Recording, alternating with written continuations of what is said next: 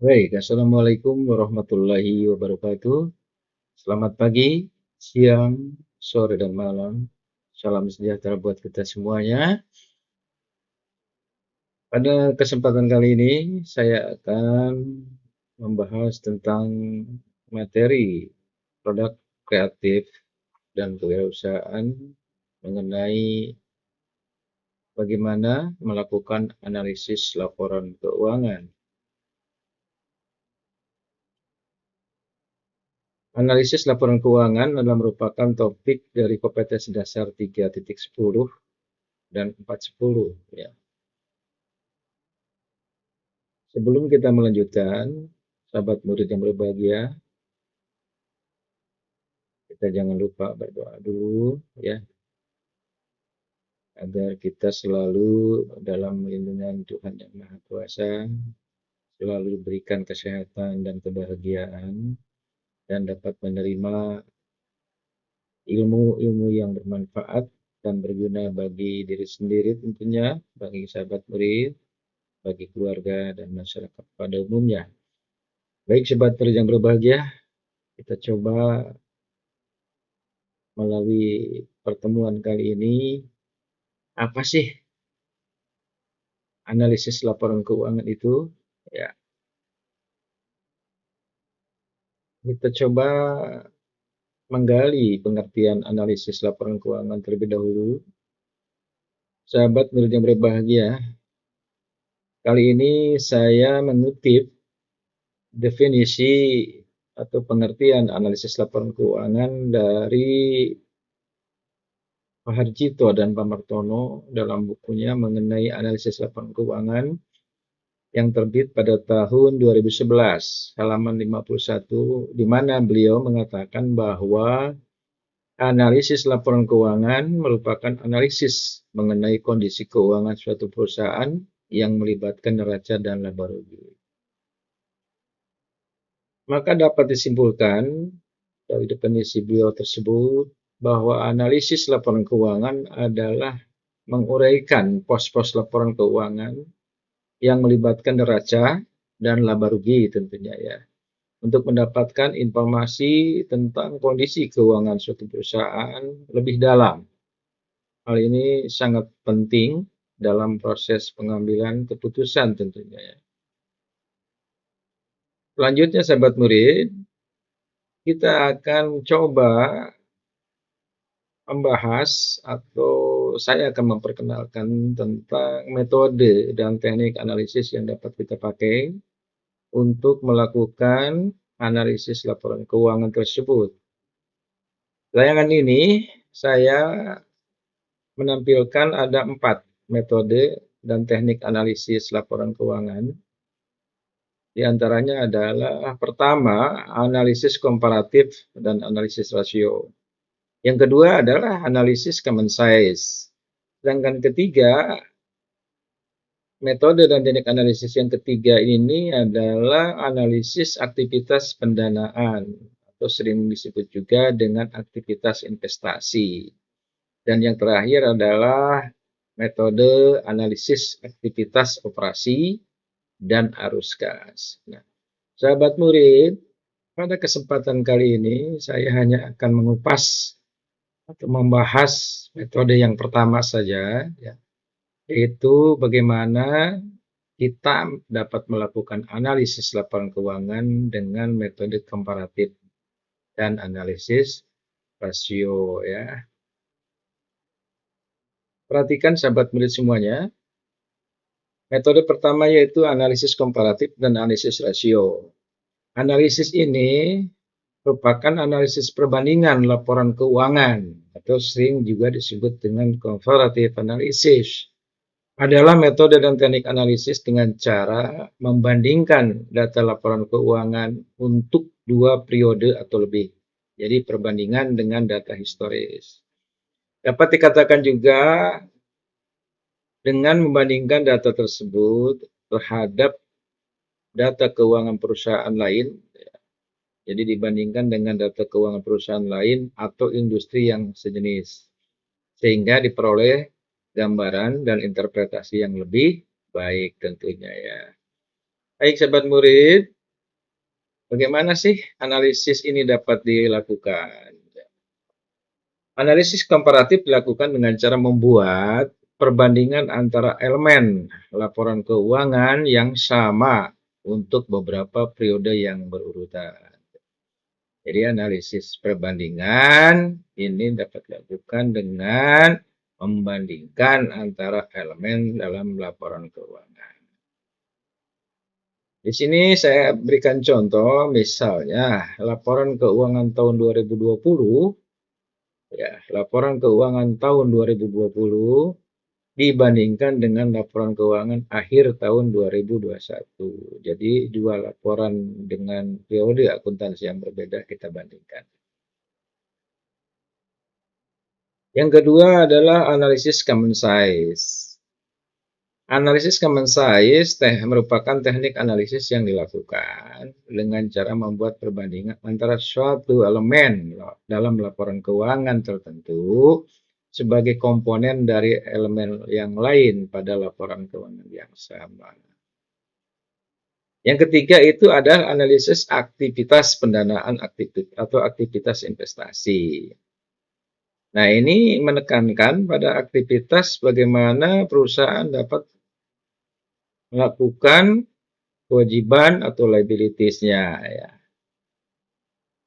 Di sini dinyatakan bahwa kewajiban atau liabilities merupakan klaim pihak luar atas aset dan sumber daya perusahaan kini dan masa depan.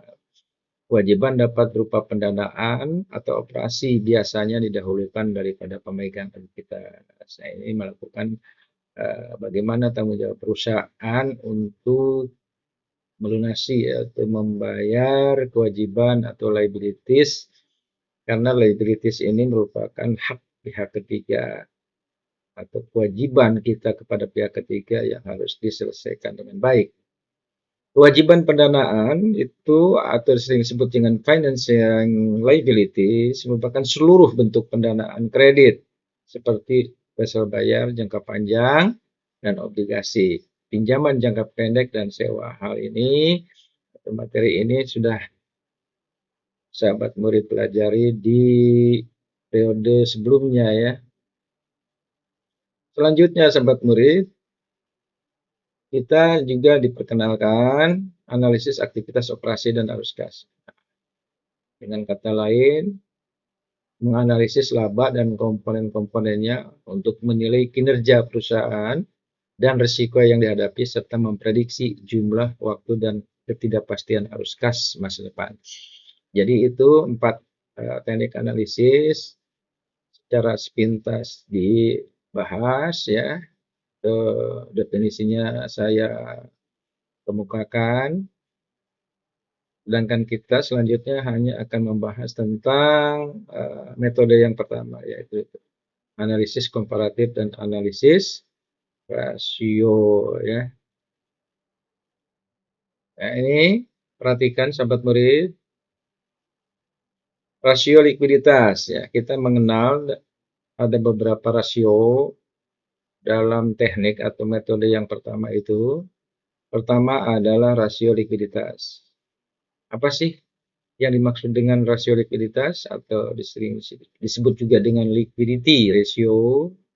Ya, jenis rasio keuangan yang mengukur kemampuan perusahaan untuk memenuhi kewajiban finansial atau likuiditas perusahaan dalam jangka pendek. Nah, rasio likuiditas ini juga dibagi dalam beberapa aspek, ya. Aspek yang pertama itu kita kenal dengan rasio lancar atau current ratio. Rasio ini mengukur kemampuan perusahaan dalam membayar kewajiban jangka pendek atau utang yang segera jatuh tempo dengan aktiva lancar yang tersedia. Jadi ini membandingkan antara kewajiban jangka pendek, ya, atau sering disebut dengan current liabilities dengan aktiva lancarnya, ya, atau current asset. Oke, kita lanjut.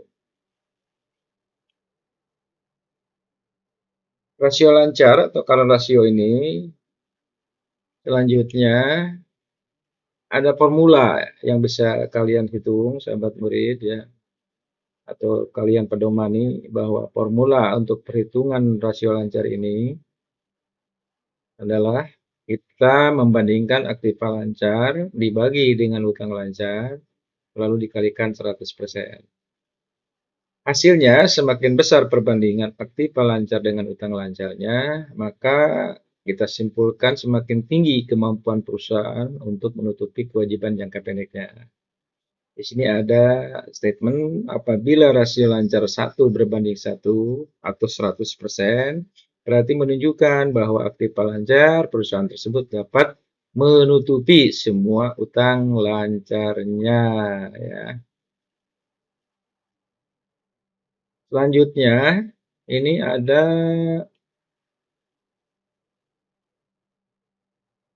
kita lihat yang 1.2 ini ada rasio cepat. Ini merupakan jenis rasio lancar juga ya. Ada rasio cepat atau disebut juga dengan quick ratio. Yang dimaksud dengan rasio cepat atau quick ratio, sebagian orang juga mengatakan sebagai acid test ratio di sini ya. Rumus yang kita gunakan adalah quick ratio sama dengan kas ditambah efek ditambah piutang, lalu dibagi dengan utang lancarnya, lalu dikalikan 100. Jadi kas ditambah efek ditambah piutang dibagi dengan utang lancar atau kalikan 100. Ini menunjukkan kemampuan perusahaan dalam membayar kewajiban atau utang lancar dengan aktiva lancar tanpa memperhitungkan nilai persediaan. Jadi persediaan tidak nampak di sini ya. Kalau current ratio itu ada persediaan ya, kas efek, piutang dan unsur persediaan. Sedangkan dalam quick ratio persediaan barang itu diabaikan, jadi tidak ikut dihitung. Kemudian yang ketiga yaitu ada rasio kas atau cash ratio. Yang dimaksud dengan cash ratio sini adalah membandingkan kas plus efek. Di sini tidak muncul piutang ya, karena paling lancar nih cash ratio hanya menambahkan kas dengan efek baru dibandingkan dengan utang lancar. Nah, rasio keuangan ini menunjukkan porsi jumlah kas plus setara kas dibandingkan dengan total aktiva lancar. Semakin besar rasionya, maka perusahaan itu kondisinya semakin baik. Sama seperti quick ratio, tapi tidak harus mencapai 100% ya. Selanjutnya sahabat murid yang berbahagia, yang kedua adalah rasio profitabilitas ya.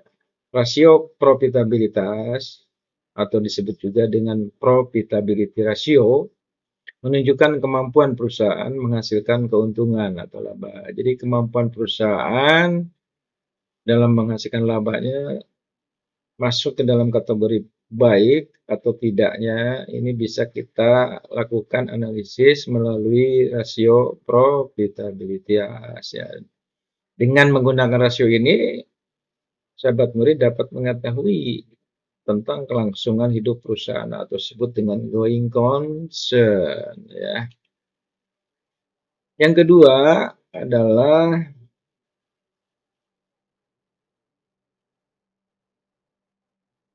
kita bagi dalam beberapa aspek juga di sini ya. Rasio profitabilitas ini dibagi ke dalam beberapa aspek. Pertama, rasio profitabilitas atau profitability ratio. Ini rumusnya adalah gross profit margin sama dengan penjualan neto, jadi penjualan bersih dikurangi dengan cost of goods sold atau harga pokok penjualan. Baru dibagi dengan penjualan bersih atau penjualan neto, lalu dikalikan 100. Ini merupakan ukuran persentase dari setiap hasil sisa penjualan sesudah perusahaan membayar harga pokok penjualan. Ingat ya sahabat murid, tolong dipahami, simak baik-baik bahwa pembagian atau aspek dari rasio profitabilitas yang pertama adalah margin laba kotor atau gross profit margin. Sedangkan berikutnya adalah margin laba bersih. Ya, orang bilang juga dengan istilah net profit margin. Net profit margin berbeda dengan gross profit margin. Karena kalau gross itu laba kotor ya, sedangkan net profit berarti laba bersih. Jadi rasio ini menghitung persentase dari setiap hasil sisa penjualan sesudah dikurangi semua unsur biaya dan pengeluaran termasuk bunga dan pajak. Ya. Jadi bunga ini kenapa muncul? Karena bunga merupakan kewajiban kita kepada pihak ketiga karena mungkin perusahaan tersebut sudah meminjam dari pihak ketiga. Dan pajak tentunya harus dihitung untuk kepentingan perpajakan dalam hal ini pemerintah. Ya. Selanjutnya, sahabat murid yang berbahagia, ini operating income ratio. Perhitungan ini digunakan untuk mengukur kemampuan perusahaan dalam mendapatkan laba operasi sebelum bunga dan pajak dari penjualan. Jadi rumus rasio keuangan untuk operating income di sini dapat sahabat murid perhatikan ya. Jadi OIR atau operating income ratio dapat dihitung ya. Bagaimana menghitungnya? Berarti penjualan neto dikurangi cost of goods sold atau harga pokok penjualan dikurangi lagi ya earning before interest and tax atau EBIT. Jadi earning itu pendapatan sebelum pembayaran bunga dan pajak, baru dibagi dengan penjualan neto atau net sale kalikan 100%. Saya ulang, operating income ratio ini dapat dihitung dengan cara penjualan neto dikurangi cost of goods sold, dikurangi earning before interest and tax, baru dibagi dengan penjualan neto, lalu dikalikan 100%. Selanjutnya, aspek yang lain adalah mengenai earning power of total investment. Earning power of total investment mengukur kemampuan perusahaan dalam mengelola modal yang dimiliki dan diinvestasikan dalam keseluruhan aktiva. Jadi kita atau perusahaan ini bagaimana kemampuan mengelola modal yang dimilikinya untuk diinvestasikan dalam keseluruhan aktiva. Perhitungan ini sebagai acuan investor atau pemegang saham dalam mengukur tingkat keuntungan investasi yang ditanamkan dalam perusahaan tersebut. Jadi semakin baik, semakin tinggi rasionya, berarti para investor atau pemegang saham akan semakin tertarik terhadap perusahaan kita untuk melakukan investasi ya. Nah, rumusnya di sini earning power of total investment sama dengan laba sebelum pajak dan bunga dibagi jumlah aktiva. Jadi total aktiva ya, baru dikalikan 100. Selanjutnya sahabat murid, return on investment atau ROI ya, ROI. Nah, ini untuk menghitung kemampuan perusahaan dalam menghasilkan keuntungan yang digunakan untuk menutup investasi yang dikeluarkan. Jadi sekali lagi, return on investment adalah suatu rasio untuk menghitung kemampuan perusahaan dalam menghasilkan keuntungan yang digunakan untuk menutup investasi yang dikeluarkan. Jadi perusahaan juga bisa saja melakukan investasi kepada perusahaan lain. Ya. Laba yang digunakan untuk mengukur rasio ini adalah laba bersih setelah pajak atau earning after tax atau EAT. Ya. Return on investment dapat dihitung dengan IAT dibagi jumlah aktiva kalikan 100. Ya. Sahabat murid, kita lanjutkan. Aspek yang lain adalah return on equity. Ya. Apa ini maksudnya return on equity ini? Kita dapat mengukur kemampuan perusahaan dalam mendapatkan laba bersih berdasarkan ekuitas. Apa sih ekuitas? Itu kepemilikan modal ya. Nah, berikut ini rumus rasio keuangan untuk equity. Jadi equity sama dengan earning after tax dibagi jumlah ekuitas atau jumlah equity dikalikan 100 ya. Selanjutnya, sahabat murid yang baik, yang berbahagia, aspek lain adalah return on net worth. Ya. Financial analysis rasio ini mengukur kemampuan modal sendiri. Jadi bagaimana kemampuan perusahaan untuk mengelola modal sendiri yang diinvestasikan untuk menghasilkan pendapatan bagi pemegang saham. Rumusnya adalah return on net worth earning after tax dibagi jumlah modal sendiri kali 100. Ya, ini modal sendiri pembagiannya ya, lalu dikalikan 100. Baik sahabat murid yang berbahagia, rupanya pertemuan kali ini saya cukupkan sampai di sini dulu. Mudah-mudahan apa yang sudah saya sampaikan dapat diterima dengan baik, ya, dapat disimak dengan baik oleh para sahabat murid semuanya. Jadi kita akan jumpa kembali di lain waktu dan kesempatan kepada pertemuan-pertemuan yang akan datang. Demikian kurang lebihnya mohon maaf. Assalamualaikum warahmatullahi wabarakatuh.